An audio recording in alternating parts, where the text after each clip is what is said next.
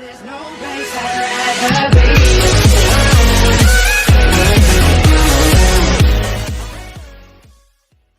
Hey guys, welcome back to Talking Blues. Welcome back to another video. We hope you're all doing well today. We're your hosts, Ben and Mark. Before we get into our Brighton versus Chelsea match preview, please make sure you like, comment, subscribe, turn that notification bell icon on so be notified when we upload. Share this video out as much as possible, guys. It really does help us out. It really does help us out. We are at 223 subscribers at the moment.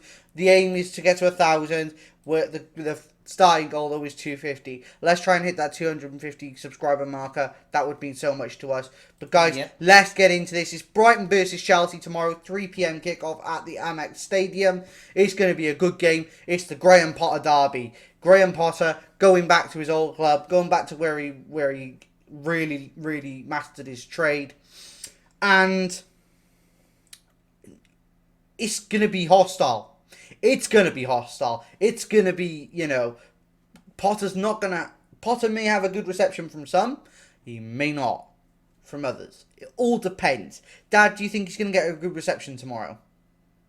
Well, it's just like any other manager leaving, a certain club, and, the thought of them, the way you look at Brighton, how they were performing under Graham Potter, there are going to be many fans there, not all, but, the vast majority, who are going to be sort of like betrayed, that thinking that he jumped ship to go and join Chelsea, to further his career. Going to be up against a bit of a hostile crowd tomorrow, no doubt about that, and we must be prepared. Also, the mentality of our players, they must keep focused, and not let that be a detriment to their game. Also taking into account that we are away, we're not playing, comfortably at home. So, all these things have to be taken on board. But, I think if we can sort of surpass that, then we can sort of, play a good strategic game, fast game, of football, and I think we can beat them. I wouldn't say quite comfortably. Brighton are a very good side. You look, even since Potter's left them, where they are, in the league table. I think they're like ninth. I think they're like eighth. Yeah, wasn't it at one point when Potter they was were there? fourth? They were fourth. Yeah, that's incredible. But that's incredible for a little bitty team like Brighton to be fourth. When they were relegation fodder not 3 years earlier. That tells you a lot. But you just take that. This is a team not to be taken lightly. Brighton. They are very good on the ball. They know where the back of the net is. Such as Trossard, a fantastic striker. You've got McAllister, great midfielder. I think Caicedo. We got to be, prepared on our guard. Hit the ground running tomorrow. Come out. And basically, the way I see it is we've got to come out and we've got to chuck it at Brighton. We've just got to chuck it on them and be like, deal with it. We've got to be like, right, kickoff comes on, bang, deal with this, Brighton, deal with it. Have players flooding the pitch, right, flooding in behind the defence, right, giving it 100%, not care for Brighton in the world. Just go out there and take them to pieces. Demoralise them. You can't look. As much as we have to, football is a friendly game and everyone is, supposed to be good mates. Football isn't friendly when it comes to being on the pitch and winning. When you're a winner and you want to be winners, you have to be bitches. You have to be bastards. So go out there tomorrow, Chelsea, and be absolutely ruthless. You have to be. There is no time for dilly-dallying. You have to be ruthless tomorrow. You have to go and take it for tomorrow from Brighton. So be the team that I expect you to be. My saying is always be first. And basically, hit the ground running, good pace, good tactical football, and no hesitation, fire the ball in the back of that net. Yeah, and it's all about goals that wins you games. It's not always about possession. Yeah, we've learned that in the past. Where we've had sort of 70-80% of the possession and still lost the game. Yeah, and been caught out sleeping. Yeah. This we do not need any longer. Yeah, we need to win almost every game now. Yeah, and look, we had a great performance against Salzburg the other day. We looked fantastic. We were really, really good. Yeah. Second half, first 2, 3, 4, 5 minutes was a bit shady and a bit. But the way we controlled the game for the most part was exceptional. We looked fantastic, and also it's important that we just take a moment to say congratulations to the ladies as well. Once again, brilliant. Who were absolutely brutal against Vlazania. Yeah, Vlazania. They were the women were absolutely ruthless. Sanker with 4 goals. 4 goals. What amazing. Brighton with 4 or 5 assists. Yes. Penel Harder with a hat trick. Yeah. Sikova with a goal. Their football. They all looked fantastic. Their football was phenomenal. And basically, we need to be the same. The men need to be the same. Yeah, they need to be ruthless. Right from their touches, their tactics of the game, their speed, their pace, everything sort of in synchronicity. Yeah. Yeah. And sometimes I think, the guys, they sort of miss that little bit as well. Yeah. Where the women are playing very, very vigorously, and this is what the men must do for 90 minutes. You cannot blink your eyelids. You must keep your eye on that game. And especially for those in defence, especially for the strikers, you must pull that trigger. And I think to myself sometimes, why don't he just pull now?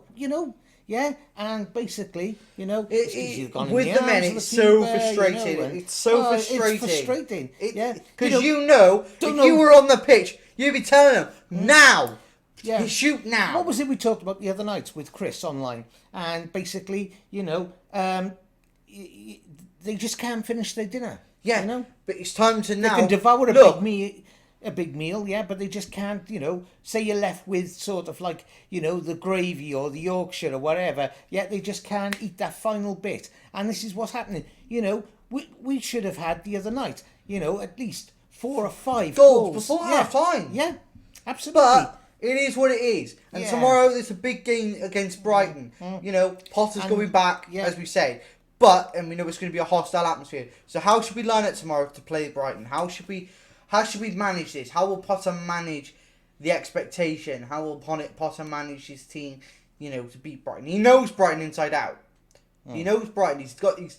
It's not the fact that they're using the similar tactics, just with little tweaks. And Potter probably noticing that. So, what is Potter going to do tomorrow? Well, we've put a lineup together that we think Potter is going to use that is going to be capable of beating Brighton tomorrow. So let's get into it, and then we'll give you our thoughts on each individual player. So, starting in goal, none other than Kepa Arrizabalaga, performing at the top of his game recently. Looks quality. Very, very happy to have him in goal. Dad, your thoughts? Yeah. I'm always confident now with Balaga in goal. Or Kepa as we call him. I'm confident with him. He's only conceded 1 goal, in the last how many games? I don't know, it's 2 goals in the last 9 games? 9 games? 6, 7, no, 8 games, 8 games? 8 games, something like that. So I'm very confident with his performance, basically he has matured, he's just gone from strength to strength, he's regained his confidence, and you can trust in him as a keeper. As with Mendy, he was making mistake after mistake, being caught sleeping. So, for the time being, I think Kepa is our main goalkeeper, and I'm happy, and I'll go with that. Do you know what I'll say? What? Kepa is a top Kepa. The top Kepa, is he? Kepa is a top Kepa. Keeper. Yeah, Kepa, keeper. Kepa, keeper, yeah, Well, okay. But yeah, So guys, we've gone with the back three. Yeah. So moving on into the back three, we have on the right hand side of the back three, we have Trevor Chalobah. On the left hand side of the back three, we have Mark Cucurella. In the centre of the back three, we have Thiago Silva. Now, I think this is a suitable back three. Cucurella knows what it's like to play for Brighton, so he should know what to expect when coming up against Brighton. And so for that reason, I've put him in the back three because Koulibaly is not there. He's had an injury issue for the last game. He'll be back for Wednesday. Potter told us. So I think we put him as a back in the left centre back position because he knows what Brighton are capable of, and I think he can do a job there tomorrow. Thiago Silva in the middle, ideal for me, perfect. The maestro, the Brazilian maestro, he knows what he's doing. He is the most. He's not the quickest, and he's not the strongest, but his IQ, his footballing IQ, and his know-how of positioning is there, and that is important. And Trevor Chalobah has been absolutely incredible for the last how many games he's played. He's looked super good, and I am really, really happy with him. So again, he stays as that right centre back position. Dad, your thoughts on the back three? Yeah, the mighty three. Trevor Chalobah, I'll start with. Yeah. He's been playing most of the games now this season, and I think he's a great asset to Chelsea. He sort of learned his trade. By playing short term with Chelsea and coming on as a substitution and whatnot. I'm really happy with his performance.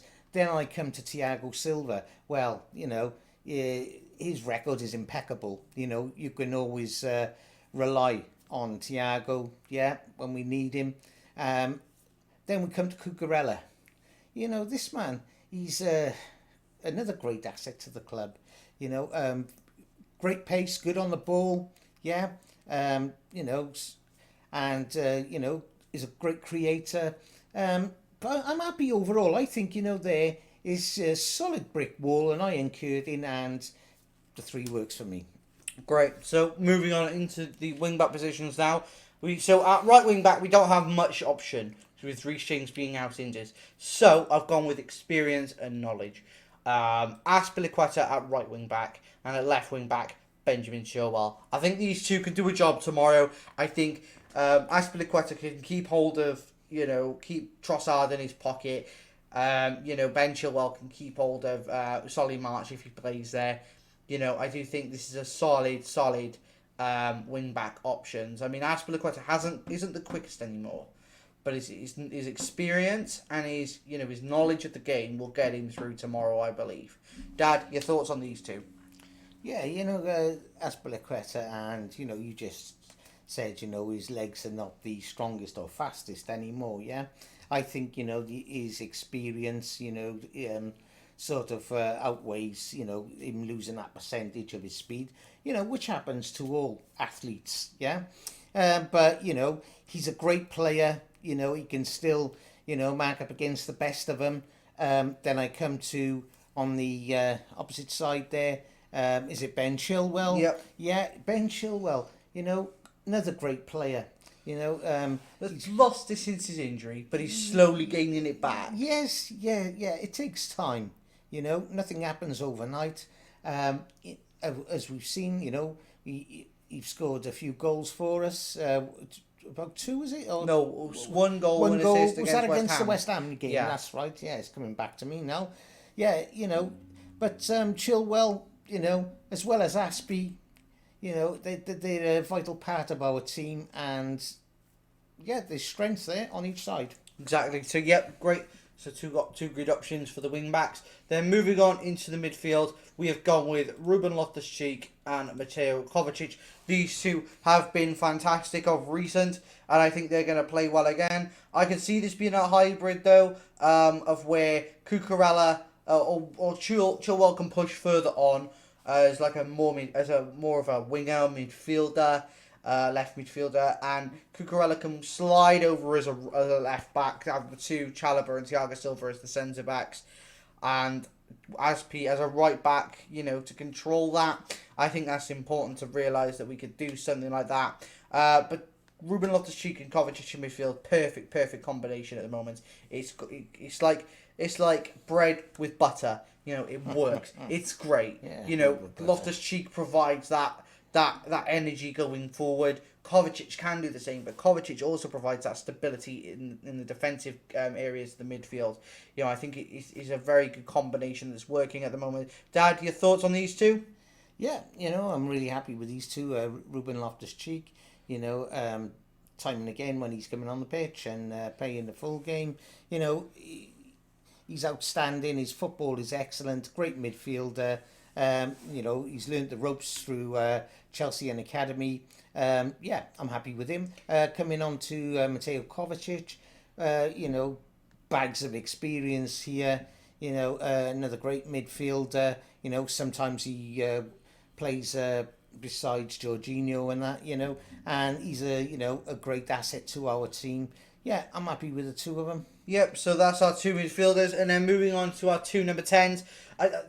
There was a big debate between me and you earlier about this, wasn't there? Yeah. About what we should do, and I've come to the conclusion. We came to the conclusion that after his performance the other night, he deserves to start. So on the right hand side we have Kai Havertz. On the left hand side we have Mason Mount. These two, I think, work well together. I think Kai Havertz, if he plays like he did against Salzburg every game, he deserves to play and he deserves to start. And I think he'll show his worth. We paid a lot of money for him. And he's still young. He's still got plenty of time. Plenty of time. But I think he needs to start showing his potential now. He needs to start showing that progression now. It's all about progression of Chelsea. Progression. We can't see, a stagnant... It's like a stagnant pond. We can't have that at Chelsea. We always want progression. And I think Kai Havertz can progress, provided he's in the right under the right tutelage of Graham Potter. I think he'll grow as a player. Mount, already growing, as I can see each individual game. He looks good. He looks strong, sharp, quick. He looks energetic. I'm happy with these two. Dad, what do you think about these two? Yeah, Kai Havertz, his performance has dropped, in, recent season, in the last season and this season. He's looked poor, making many mistakes on the pitch, but sort of the other night revitalised him a little bit, with that belter of a goal. That was world class, something that we would expect from a German player. I know he can do it internationally at home, and if he can keep performing like that here, then he's got a chance of staying in the team. Then I come on to Mason Mount. There's another young man again who was a great asset. He brought in, mainly through The academy, and he was playing whilst Frank Lampard was managing us. I think he was a bit of a prodigy of Frank, wasn't he? Yeah. Mason Mount, even he sort of declined for that short period of time, and you were thinking to yourself, where is he? But recently he's been on the scorecards again, playing very well. And the two of them work for me up front there. Yeah, so that's our front two, and then moving on into our final position with the striker, we've got nothing but to say but none other than Pierre-Emerick Aubameyang. Pierre-Emerick Aubameyang hasn't scored for the last 2 or 3 games. It's not a concern. He looked tired. And I think he got taken off early against Salzburg to be rested. Now, I do think he'll score tomorrow. And I think he's going to score maybe 2 if I within my score prediction. But yeah, I think Aubameyang for definite tomorrow. Dad, your thoughts? Yeah, again, Aubameyang, a very hungry striker. He knows where the back of the net is. There's not a lot of hesitation on him. We know what he's done for Arsenal and Barcelona. A number 1 player. He's a must for us, and I'm happy with him playing tomorrow. Yeah, so that's our lineup, guys. Let us know your thoughts, and let's Yep. go back to the main camera now, where we will give our predictions and final thoughts. So, in terms of a prediction,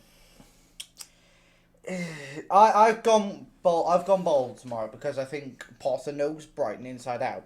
I really think this is an opportunity to make a real statement in the Premier League with Potter.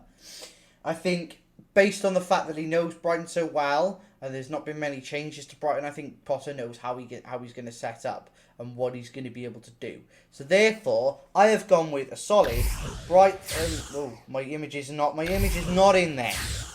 My image is not in there. I've probably forgotten to save it. But my prediction is Brighton 1, Chelsea 3. I believe Chelsea are going to win tomorrow 3-1. I believe this is going to be a good match. And I do think Aubameyang is going to score 2. And I think Kai Havertz is going to score 1. So, Dad, your thoughts and your prediction. I don't think I've saved yours either. But we'll try. We'll try. Right. Okay. Yeah. I've gone with a prediction 2-1 to Chelsea. Yeah. Basically, because I don't think it's going to be, an easy game. I know how basically good Brighton are. And with the likes of Trossard, McAllister, we've got to be on form. We just can't go there lightly, yeah? We have to be, positive that, we're gonna win, yeah? Hit the ground running. Forget the hostile crowd, yeah? Forget, all the chanting we're going to have, which is negative chanting about Graham Potter, him jumping ship and coming to us. Yeah. So, as long as we can get past that, get on the pitch, get down to business and get that ball in the back of the net. Yeah, I do believe it's going to be 2-1. My, predictions for scoring for Chelsea are going to be, Aubameyang, yeah, and Mason Mount. Okay. Yeah. So, guys, Yeah. those are our predictions. Yeah. Let us know your thoughts Yeah, on the and prediction in the chat if you below. want the one for Brighton, it's going to be Trossard. Yeah.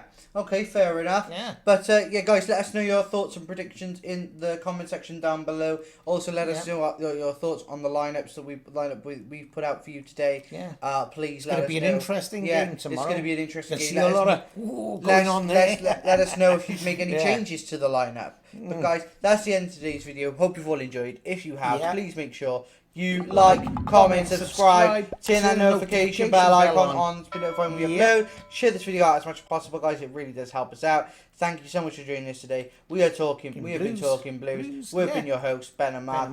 That's the end of today's video. Hope you've all enjoyed, and see you tomorrow for the watch along, which will be there. Which will be on at 2:30. Don't forget to be there for that. We'd love to have you with us. So see you tomorrow for the watch along. Take care, guys. Up the Chelsea.